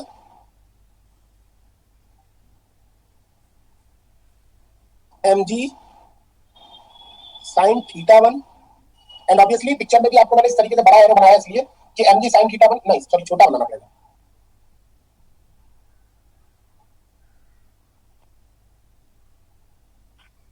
ये θ1 एंगल पर cos बड़ा होगा, sin छोटा होगा, है ना। और ऊपर की तरफ को क्या लग रहा होगा? नॉर्मल रिएक्शन n1, और नीचे की तरफ क्या लग रहा होगा? दो फोर्स लग रहे होंगे, कौन कौन से? mg sin θ1 और एक mg cos θ1। तो ओवरऑल कुछ भी हो, नॉर्मल रिएक्शन तो हमेशा कितनी होगी? mg sin θ प्लस cos θ ही होगी, उसको तो मतलब ही नहीं। तो नॉर्मल रिएक्शन को तो आप बेकार ही बाइफरकेट करके बताओगे, mg sin θ प्लस cos θ होगी, चाहे वो थीटा कुछ भी क्यों ना हो, सीधी सी बात। दूसरा फ्रिक्शनल फोर्स अगर मैं आपसे पूछूं कितना होगा किसी भी पर्टिकुलर एंगल थीटा पर? mg sin θ माइनस cos θ का डिफरेंस अगर होगा तो लगेगा, नहीं होगा तो नहीं लगेगा। भाई इन दोनों के बीच का डिफरेंस के बराबर तो होगा फ्रिक्शनल फोर्स। तो ये तो हो गया ए क्वेश्चन का आंसर। अब बी क्वेश्चन का आंसर, ये रेंज निकालना है, वो मैं निकाल रहा हूँ। तो जरा आप मुझे बताएं फ्रिक्शनल फोर्स अगर दिखाना हो तो कहाँ दिखाऊं इस केस में? डाउनवर्ड। नीचे नीचे की तरफ को, तो ये और दिखा देता हूँ। अच्छा, फ्रिक्शनल फोर्स होगा कितना इस पर्टिकुलर एंगल θ1 पर, जिसके नीचे एंगल घटाने पर यह खसकने लगेगा, वो कौन सी जगह होगी? तब ये पीक पर होगा अपने फ्रिक्शनल फोर्स, और पीक पर होने वाला फ्रिक्शनल फोर्स किससे लिखा जाएगा? μn1 से। समझ में आ रहा है बात? अगर ये कोई आर्बिट्रेरी एंगल होता तो नहीं लिखा जाता μn1, लेकिन ये चूंकि अपने पीक पर पहुंच चुका है, तो पीक जो लिमिटिंग फ्रिक्शन है वो है कितना? μn1। अब बाकी काम आप लोग बड़ा आसानी से कर सकते हो। देखो मैं लिख देता हूँ, क्या होगा? n1 बराबर, रुका हुआ तो है ही ना, n1 बराबर mg sin θ1 plus mg cos θ1 and μn1 बराबर कितना होगा? mg cos θ1 minus mg sin θ1।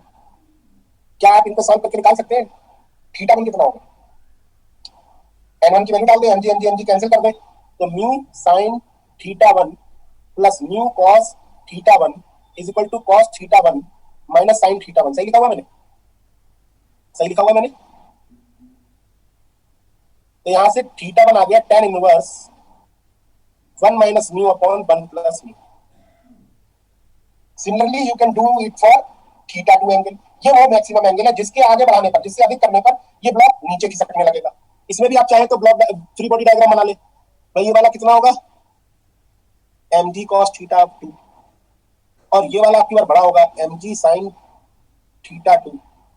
लेकिन इधर की तरफ को एक फ्रिक्शनल फोर्स भी लगेगा, वो अभी दिखा दूंगा। n2 इधर होगा, और इधर की तरफ को दो लगेंगे force, mg sin θ1 and this is mg cos θ2। तो यहाँ पे फ्रिक्शनल फोर्स अगर ब्लू कलर के पेन से दिखा दूं तो इधर ही दिखाना पड़ेगा, लेकिन वो अपने पीक पर होगा, म्यू n2 होगा। तो इससे अगर आप निकालोगे तो थीटा इक्वेशन तो वही लिखी जाएंगी, n1 is n2 is equal to, अभी मैं आप लोगों को दिखा रहा हूँ,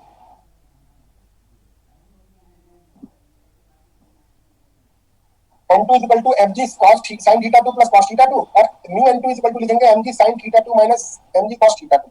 यही तो लिखेंगे।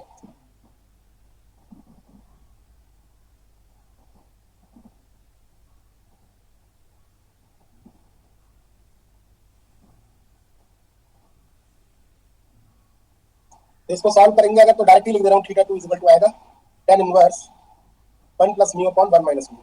So what is the range, required range? भाई कहां से कहां तक होना चाहिए? इस एंगल से अगर tan inverse 1 plus mu upon 1 minus mu तक अगर रही तो पार्टिकल रुका रहेगा।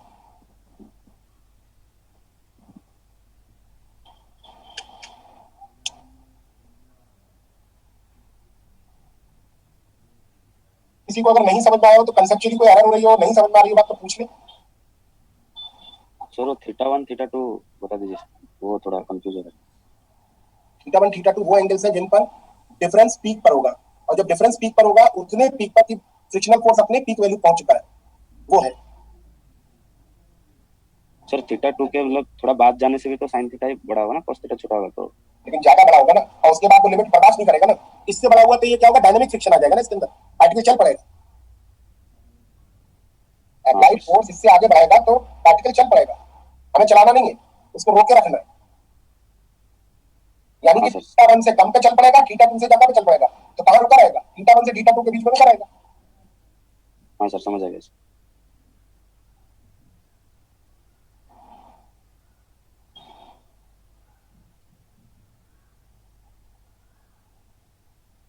लिमिटिंग फ्रिक्शन ही है बेटा। अगर किसी एंगल पर होगा तो एफआर लिखता, लेकिन θ1 पे मैंने μn1 लिखा है, क्योंकि θ1 पर लिमिटिंग फ्रिक्शन अपने पीक पर होगा।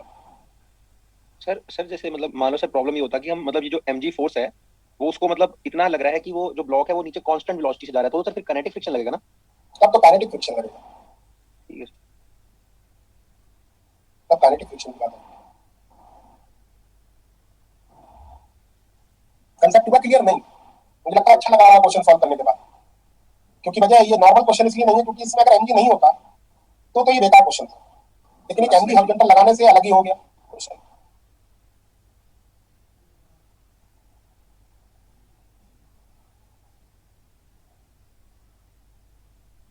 चले आगे बढ़े।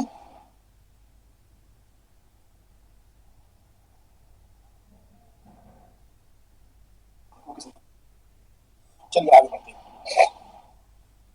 ये देखिए टिफर 2018 में आया हुआ क्वेश्चन है,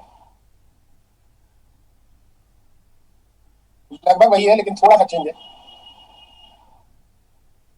जरा क्वेश्चन को पढ़ेंगे और समझेंगे कि क्या कहना चाह रहा है। इसी तरीके का क्वेश्चन नेट में भी आया हुआ है और इस तरीके के मतलब आते रहते हैं। ऐसा कोई ऐसा क्वेश्चन नहीं करा दिया आपको मैंने कि वो आपके लिए यूजफुल नहीं है। इसीलिए ये मैं क्वेश्चन पुराने से भी लेके चलता हूँ जिससे कि आप लोगों को ये लगे कि हाँ इस तरीके के क्वेश्चन आते रहते हैं। A small block B of mass small m is quickly placed on an inclined plane P, which makes an angle theta with a horizontal cart C. ठीक है, on which P is rigidly fixed. P जो है rigidly fixed, that means there is no variation. You can't make variation in theta. मतलब theta यहाँ पे fix है, rigidly fixed, है ना? The coefficient of friction between the block P and plane C is mu. When the cart stays stationary, the block slide. Car अगर रुकी रहे तो ब्लॉक बी स्लाइड करेगा पी पर। But if the car C is moving in the horizontal direction with acceleration A, the minimum value of A for which block remains static. मतलब अगर आप ए acceleration से आगे बढ़ा दो तो इसे रोकने के लिए ए एक्सेलरेशन की कौन सी मिनिमम वैल्यू होगी कि ये इस पर रुक जाए, गिरे नहीं। और मैक्सिमम वैल्यू अगर पूछ लेता तो ये कहता वो कौन सी मैक्सिमम वैल्यू होगी कि ये इस पर ऊपर चढ़ने लगे, गिरना छोड़ो इसके ऊपर भी चढ़ सकता है अगर इस तरीके का हो। बात समझ में आ रहा है? मिनिमम वैल्यू का मतलब क्या है, इसको गिरने से रोकना। और मैक्सिमम वैल्यू वो हो सकती है कि ऊपर चढ़ने लगे, फ्रिक्शनल फोर्स नीचे आ जाएगा तब। अभी फ्रिक्शनल फोर्स हिंट क्या कर रहा है कि ए मिनिमम होने पर इसको रोकना है, बस रोकना है। मतलब इसके अंदर टेंडेंसी अभी भी नीचे जाने की है, नीचे जाने की होगी तो फ्रिक्शनल फोर्स क्या लगेगा ऊपर। So can you draw free body diagram for this particular question? कम से कम एमजी दिखाओ जरा रफ पेज में।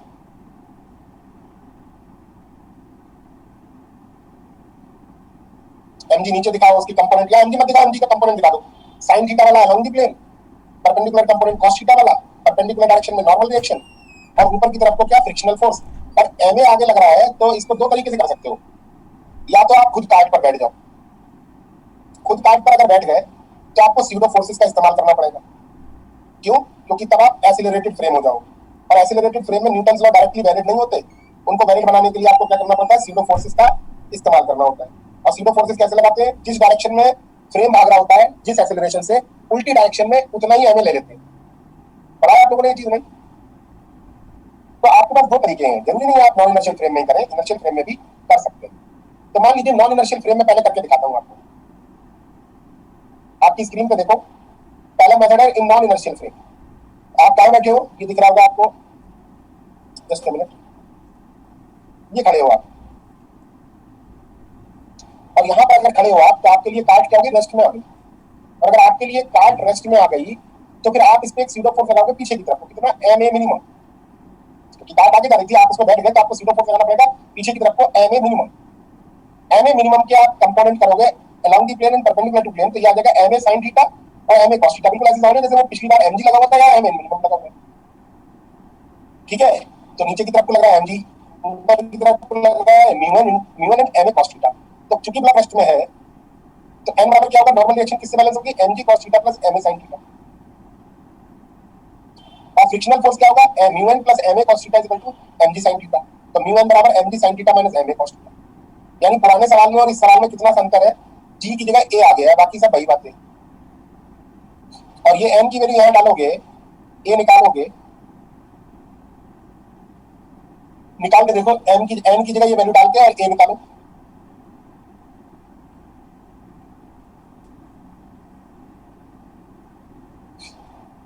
एम से एम कैंसिल हो जाएगा, ए को समेट लो और जी को समेट लो।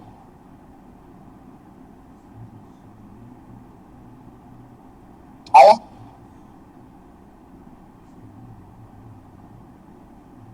मेरी आवाज सुनाई दे रही सबको? ठीक, यस सर। आ गया आंसर बेटा? Yes sir. सेम आया? Yes sir. अब मान लो मेरा मन नहीं है, मेरे को नहीं मालूम कि नॉन इनर्शियल फ्रेम क्या होते हैं, मैं न्यूटन लॉ से ही काम करना चाहता हूँ, मतलब सीडो फोर्स जबरदस्ती में लगाना नहीं चाहता, तो मैं कैसे करूंगा इस सवाल को? तो पहले इतना लिख लें, उसके बाद आगे बढ़ता हूँ। कौन सा ऑप्शन सही हो जाएगा? कौन सा ऑप्शन सही हो जाएगा?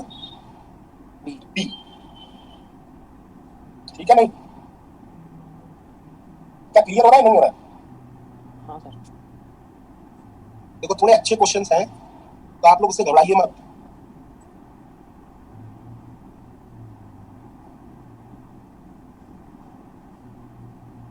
इनर्शियल फ्रेम में अगर करना है इसी क्वेश्चन को तो आप कैसे करोगे भाई? आपकी बार में एक्सेलरेशन आगे की तरफ है तो आपको कुछ नहीं करना, ए के कंपोनेंट ही कर लो, क्योंकि अपने फोर्सेस के कंपोनेंट अलोंग द प्लेन और परपेंडिकुलर टू द प्लेन है, तो इस ए के भी कंपोनेंट करना अलोंग द प्लेन और परपेंडिकुलर टू द प्लेन, तो ए sin थीटा और ए cos थीटा आ गए। अब कुछ नहीं, मोशन का डिस्क्रिप्शन करना है। मोशन का डिस्क्रिप्शन करना क्या होगा? mg sin theta minus fr बराबर ma cos थीटा। नीचे वाली इक्वेशन देखें आप, और ऊपर वाली इक्वेशन कैसे आएगी? n बराबर लिखें या फिर n माइनस mg cos थीटा, n माइनस mg cos थीटा, या है perpendicular direction of force, force is equal to m into acceleration, वो ये रही इक्वेशन।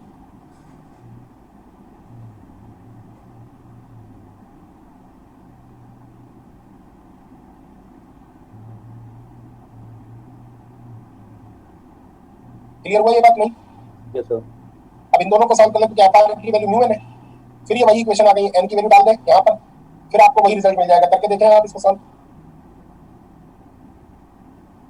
वही आ जाएगा, n बराबर ma plus ma sin theta plus mg cos theta आ जाएगा, और म्यू n बराबर आ जाएगा mg sin theta minus ma cos theta, वो जो पीछे लिखी हुई इक्वेशन। तो आंसर भी दोनों से इसीलिए सेम आएगा। तो कंक्लूडिंग रिमार्क ये होगा इस केस को देखने के बाद, Newton's laws are not valid in non inertial frame और accelerated frame, but we can make them valid after some modification in real force. These modifications are called as pseudo forces. Sir एक minute पीछे वाली slide में बेटा दिखा दो, ये वाला रिपीट कर दें एक मिनट बेटा, ये वाला फिर से समझा देता हूं आप लोगों को। आप लोगों ने कंपोनेंट किसके अलोंग किए? प्लेन के अलोंग और परपेंडिकुलर टू द प्लेन के अलोंग, मतलब आपने दो डायरेक्शन चूज किए, एक तो प्लेन के अलोंग और एक प्लेन के परपेंडिकुलर, और इस पार्टिकल का, इस ब्लॉक का एक्सेलरेशन का दिया हुआ ए आगे की तरफ को, तो इस ए के भी दो कंपोनेंट कर लो, एक परपेंडिकुलर टू द प्लेन और एक अलोंग द प्लेन, तो एक आया a cos थीटा और एक आया a sin थीटा। अब आप इक्वेशन में लिख दो, मोशन f बराबर m, f कितना? n माइनस mg cos थीटा बराबर m इनटू a के एक्सेलरेशन दिया हुआ है a sin थीटा। सिमिलरली इसका भी लिखो, f बराबर m, तो f कितना है? mg cos sin theta minus f बराबर m इनटू a की जगह a cos थीटा, वो ये रहा। और fr इसलिए अपने पीक पर क्योंकि बस मिनिमम, अगर a अपने मिनिमम पे होगा तो fr क्या होगा? म्यू n होगा। अगर a कोई नॉर्मल, इसीलिए तो रेड कलर से लिख दिया, अगर a मिनिमम तो fr म्यू n, क्योंकि तब ये अपने पीक पर होगा। और अगर कोई नॉर्मल a है तो ये fr होगा। वो fr कितना होगा? यहाँ होगा कि यहाँ होगा कि यहाँ होगा, पता नहीं मुझे, लेकिन हाँ अगर ये अपने मिनिमम वैल्यू पर है a, तो खिसकने ही वाला होगा जस्ट, अगर इससे भी जरा सा कम किया तो खिसक ही जाएगा। तो इसलिए मतलब ये हुआ कि अपने पीक पर है, इसका फ्रिक्शनल फोर्स पीक पर है, इसके बाद जरा सी भी अगर तुमने छूट दी तो ये नीचे खिसक जाएगा। तो इसलिए मैंने कहा अगर ए अपने मिनिमम पर है तो एफ आर अपने मिनिमम पे होगा। नहीं समझ में आया तो फिर बताऊं।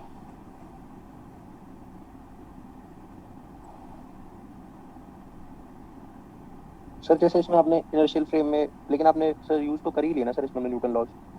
तो बेटा करते ही और कहां से लाएंगे? नया लॉ थोड़ी लाएंगे। नहीं सर, मतलब आप कह रहे हैं इनर्शियल है तो फिर एक्सीलरेटेड फ्रेम ही ना at the end of the day. क्यों? ये यहां खड़े हो आप, ये नहीं है। अच्छा हाँ ठीक है सर, ओके समझ आ गया। यहां खड़े हो अलग बात है, और यहां खड़े हो, देखो तब खड़े हो, ये अलग बात है। हाँ सर समझ आ गया। एक बार कार्ड पे चढ़ के प्रॉब्लम सॉल्व की और एक कार्ड पे उतर के प्रॉब्लम सॉल्व की। ये सिर्फ आपके कंसेप्ट बनाने के लिए दो तरीके से करके दिखा रहा हूं, जिससे कि आप लोग के अंदर मतलब जज्बा है, सवाल कर लेंगे। अदरवाइज एक सवाल दो सवाल कर लेने से आपको कोई ऐसा बेनिफिट नहीं मिलेगा, लेकिन हाँ और सवाल इससे सरल ही पड़ेंगे। सर नॉन इनर्शियल वाला बता दीजिए। नॉन इनर्शियल फ्रेम में क्या है? आप फ्रेम पर बैठ जाओ, जिधर की तरफ को फ्रेम भाग रहा है उसकी अपोजिट डायरेक्शन में ब्लॉक पर फोर्स ले लो। एम फ्रेम ब्लॉक की तरफ भाग रहा था आगे की तरफ को, कोई कार्ड की तरफ भाग रही थी आगे की तरफ को, तो आप क्या करोगे? पार्टिकल पर एम डायरेक्शन अपोजिट डायरेक्शन में फोर्स ले लो और उसके बाद न्यूटन लगा दो, कोई दिक्कत नहीं है। तेरे अपोजिट डायरेक्शन में क्यों लगाया वो थोड़ा बताइए। दिखा नहीं कंपनसेशन, अब अपोजिट डायरेक्शन में क्यों लगाया बताऊं? चलो ये और समझ लो, उसके बाद क्लास ऑफ कर।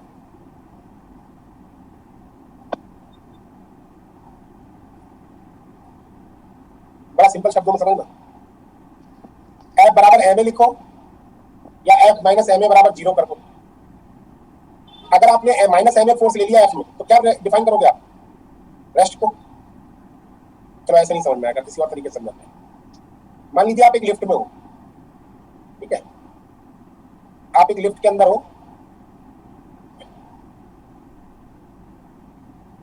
और आपका वेट मान लीजिए mg है। लिफ्ट एक्सीलरेट हो रही है ऊपर की तरफ को a एक्सीलरेशन से या a not acceleration. Normal reaction mg के बराबर होगी, mg से कम होगी, mg से ज्यादा होगी? mg के बराबर। mg के बराबर अगर हुई तो फिर न्यूटन के नियम गड़बड़ा जाएंगे। n माइनस mg तब 0 आ जाएगा, नेट फोर्स 0 है, तो फिर ये एक्सेलरेट कैसे हो रही?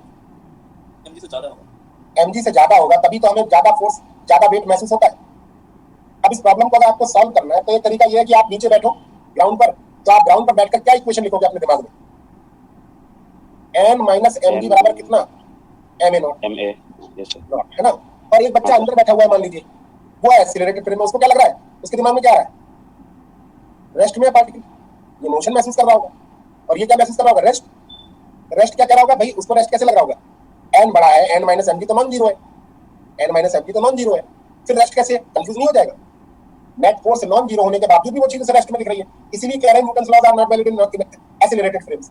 अब इसको बैलेंस कैसे कराएगा? ये कंपनसेट कैसे कराएगा? ये कहेगा ऐसा करो, ऐसे तो समझ में आएगा नहीं कि ये बैलेंस कैसे हो रहा है, रुका हुआ क्यों दिख रहा है, उल्टी डायरेक्शन में ma नॉट मान दो। अब उल्टी डायरेक्शन में ma नॉट मानते ही वो क्या कहेगा? m जरूर mg और ma नॉट से बैलेंस हो जाएगा। अब देखो दोनों के स्टेटमेंट एक जैसे हो गए नहीं? वो दोनों लोग एक जैसी बात कहने लगे। हाँ सर। यही कहने का मतलब है कि दोनों की बातें एक जैसी हो जाए, ऐसा करने के लिए आपको सूडो फोर्स की मदद लेनी पड़ेगी before applying Newton's law. Newton's law लगाने से पहले आपको सूडो फोर्स अपने आप कंसीडर करने पड़ेंगे।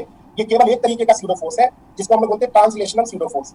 कई तरीके के सूडो फोर्स होते हैं। सर्कुलर मोशन होगी तो वहां पे Coriolis force, azimuthal pseudo force, और आप लोगों ने सेंट्रीफ्यूगल फोर्स, ये सब नाम सुने होंगे। लगाते हैं, जब आएगा तब बताएंगे। इतनी बात यहाँ तक समझ में आ गई? अब क्लियर है ये वाली बात? नहीं? हाँ सर।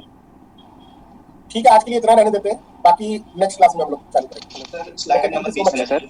शुरू से सर साढ़े स्लाइड है। नेक्स्ट क्लास में स्टार्ट करेंगे। नेक्स्ट स्टार्ट में यही न्यूटन्स लॉ पुलिस वगैरह वाले क्वेश्चन करवाएंगे। तो सर जो ब्लॉक एक के ऊपर एक रखा है सर, 2 ब्लॉक, और फिर हम लोग फोर्स लगाते हैं। हाँ सर, वो क्वेश्चन करवाते हैं, वो अच्छा क्वेश्चन है, बहुत अच्छा क्वेश्चन है। और हर बार कंफ्यूज जो नीचे वाले में फोर्स हाँ सर, ऊपर वाले में फोर्स लगता है ना, तब कंफ्यूज हो जाते हैं सर। वो सब नीचे वाले का बन जाता है। वो बताऊंगा बेटा, अगली क्लास में जरूर बताऊंगा। आप बस क्लास में स्लाइड अगर नंबर 20 का ये बता रहा हूँ। Hello sir. बोल दे रहा, बोलो। सर जब मतलब मान लो कि 2 स्लैब्स है, तो 2 स्लैब्स हैं, अगर वो मतलब रफ है, मतलब ज्यादा रफ है, फिर उनके बीच एक फ्रिक्शन लगेगी, वो थोड़ा ज्यादा होगा। फिर जब वो होके जाएंगे, मतलब अगर वो मतलब बहुत मतलब जैसे 2 ग्लास स्लैब्स हैं, तो वहाँ पे तो फ्रिक्शन ज्यादा हो जाता है ना। वो फ्रिक्शन ज्यादा नहीं होता है, मतलब वहाँ पे कोहेसिव फोर्सेस बढ़ जाते हैं। मतलब होता नहीं, मतलब ग्लास 2 ग्लास ग्लास तो के उनको मॉलिक्यूल्स के थोड़ा बीच ज्यादा में ये लगता है। वो बेटा कोहेसिव फोर्स होता है। आप लोगों ने सुना होगा कोहेसिव और एडहेसिव फोर्सेस सरफेस टेंशन में, वो उसका कारण होता है। सर ये जो फ्रिक्शन का जो कोएफिशिएंट है ये 1 से ज्यादा हो सकता है? हाँ, मतलब उसका कुछ तो मैथमेटिकल एक्सप्रेशन तो हम लोग नहीं बता सकते ना? नहीं ऐसे नहीं बता सकते। कोएफिशिएंट ऑफ फ्रिक्शन एक्सपेरिमेंटली निकाला जाता है, tan inverse tan theta is equal to mu से। पर सर उधर तो सर मतलब म्यू का तो मैक्सिमम 1 आता है, तो अभी एक्सपेरिमेंटली मतलब कभी-कभी 1 से ज्यादा भी मिल जाता है। तो मतलब 1 से ज्यादा कैसे होता है, इसका एक्सप्लेनेशन क्या है? देखो कोएफिशिएंट ऑफ फ्रिक्शन जो है 1 से ज्यादा इसलिए नहीं बोल रहे हैं कि जो एफआर और म्यू एन है, एफआर और एन मैक्सिमम क्या हो सकता है, बराबर हो सकते हैं। फ्रिक्शनल फोर्स जो है नॉर्मल रिएक्शन के बराबर हो सकता है। चलो इसका जवाब मैं कल देता हूँ, अभी टाइम भी हो गया, ध्यान दूंगा इस बात पे। अभी किसी को कोई इस इन स्लाइड से रिलेटेड कुछ पूछना तो पूछो बेटा। यस सर, 1 मिनट θ1 और θ2 वाली लिमिट बता देंगे फिर से। ये देखो बेटा, इसमें चिंतन आपको करना पड़ेगा थोड़ा सा। आप चिंतन करो। चिंतन ये है कि आप मान लो एक रस्सी से एक ब्लॉक को खींच रहे हो mg cos थीटा से ऊपर की तरफ को, और एक बच्चा खींच रहा है mg sin थीटा से नीचे की तरफ को। अब कौन खींच के ले जाएगा इस ब्लॉक को, ये डिसाइड होगा थीटा से, नहीं? Yes sir. अब कौन खींच के ले जाएगा? थीटा मान लो 45 हुआ तो दोनों के बीच में लड़ाई होती रहेगी, कुछ भी नहीं होगा, कोई कहीं नहीं ले जा पाएगा। लेकिन अगर 45 से बड़ा हुआ तो sin थीटा वाला ले जाएगा ना? Yes sir. और अगर π/4 से कम हुआ तो cos थीटा वाला ले जाएगा। Yes sir. फ्रिक्शनल फोर्स के पास रिस्पांसिबिलिटी है कि इसे कहीं ना ले जा पाए कोई। तो जब साइन नीचे ले जाने वाला हो तब ये ऊपर की तरफ को लगकर साइन वाले को बैलेंस करे, डिफरेंस को, और जब कॉस ऊपर ले जाने लगे तो नीचे की तरफ को लगकर बैलेंस कर दे, तभी तो ब्लॉक रेस्ट में रह पाएगा। अब फ्रिक्शनल फोर्स के पास एक खासियत होती है, वो 0 से लेके म्यू एन तक बढ़ सकता है, उसके बाद बढ़ना बंद कर देता है। तो 0 से लेके ये डिपेंड करता है कि अप्लाइड फोर्स कितना है। अगर अप्लाइड फोर्स मतलब इनके बीच का डिफरेंस 0 है तो फ्रिक्शनल फोर्स की जरूरत ही नहीं यूज होगा, नहीं लगेगा। लेकिन अगर जरूरत पड़ेगी तो ये हाथ बढ़ाने आ जाएगा, लेकिन ये कब तक बढ़ाएगा? एक पर्टिकुलर लिमिट तक। वो लिमिट कौन सी होगी, θ1 एंगल और θ2 एंगल पर होगी। उसके बियॉन्ड अगर चले गए तो फिर वो लिमिट साथ नहीं दे पाएगी, क्योंकि म्यू एन अब अपने पीक पर पहुंच चुका है। उसके बाद अगर अप्लाइड फोर्स को बढ़ाओगे तो म्यू एन कुछ नहीं कर पाएगा, ब्लॉक जिस डायरेक्शन में ज्यादा फोर्स होगा उस डायरेक्शन में भाग जाएगा। इसलिए ये दो एंगल है। ओके सर, सर आगे सर, थैंक यू सर। सुन पा रहे हैं सर? हाँ बेटा सुन रहे हैं सर। ये कह रहा हूँ, ये एमजी के दो रेजोल्यूशन किए हैं, एक तो ये नीचे वाला वेट एमजी है, और एक जो इसके हॉरिजॉन्टल के पैरेलल में जो एमजी का रेजोल्यूशन किया है, ये ब्लॉक का अलग से, ये कैसे लिया है सर? मतलब दो एमजी है, एक एमजी के मैंने ब्लू कलर के दिखाए हैं। हाँ सर, मैं और एक एमजी के मैंने ग्रीन वाले दिखाए हैं। ग्रीन वाले के बारे में सर? एमजी के कंपोनेंट है, ये वाले एमजी के वो गिवन ये एमजी वैसे बुक में शो नहीं होता ना सर? बुक में ये प्रॉब्लम है बेटा। अच्छा ठीक है सर, ठीक है। वो लिखा हुआ है सवाल में कि एमजी लग रहा है। अच्छा ठीक है सर, समझ फिगर में दिख रहा है कि लग रहा है, इसलिए ये सवाल ऐसा है। बुक में नहीं दिखाया जाता है, बुक में तो दिखाएंगे तब तक प्रॉब्लम नहीं है। जी sir, thank you sir. Sir एक क्वेश्चन था ना जिसमें एक्सेलरेशन बीटा टी दे रखा था, उसके सर उसके अंदर सर मैक्सिमम रेंज के लिए थीटा निकालना था। तो सर इसमें ना मतलब मेरा आंसर आ रहा है tan इनवर्स 1/√2, और सर ना आपने जो उसमें भेजा था उसका आंसर आ रहा है tan इनवर्स 1/2। बेटा किसी बच्चे ने बताया होगा, मुझे समझ नहीं। सर मुझे कंफर्म करना था, मतलब स्यूडो फोर्स बेटा अगर नहीं समझ में आया नवीन तो बेटा थोड़ा आप पढ़ना जाके, और बाकी मैं पूरा एक चैप्टर करवाऊंगा ना, सारी बात अगर अभी डिस्कस हो जाएगी और पूरा समझ में अभी आ जाएगा तो उसके लिए एक अलग से चैप्टर नहीं बना होगा। अभी सिर्फ इतना ही बोलूंगा मैं आपसे कि स्यूडो फोर्सेस केवल ट्रिक होती हैं या कुछ मॉडिफिकेशंस होते हैं जो न्यूटन लॉ को वैलिड करने के लिए रिक्वायर्ड होती है, बस इससे ज्यादा नहीं बता पाऊंगा। Okay sir. हाँ बेटा क्या बोल रहे थे आप? अच्छा लेक्चर के बारे में, कल वाले लेक्चर। सर परसों जो एक क्वेश्चन आपने करवाया था उसमें मतलब रेंज निकाली थी, मैक्सिमम रेंज मतलब किस एंगल पर रेंज मैक्सिमम होगी। हाँ बेटा एक मिनट रुको। वो एंगल मेरा ना मतलब tan इनवर्स 1/√2 आ रहा है, और आपने जो भेजा था ना पीडीएफ में वो मतलब tan इनवर्स 1/2 आ रहा है। बेटा एक मिनट रुको तो मैं देख रहा हूँ।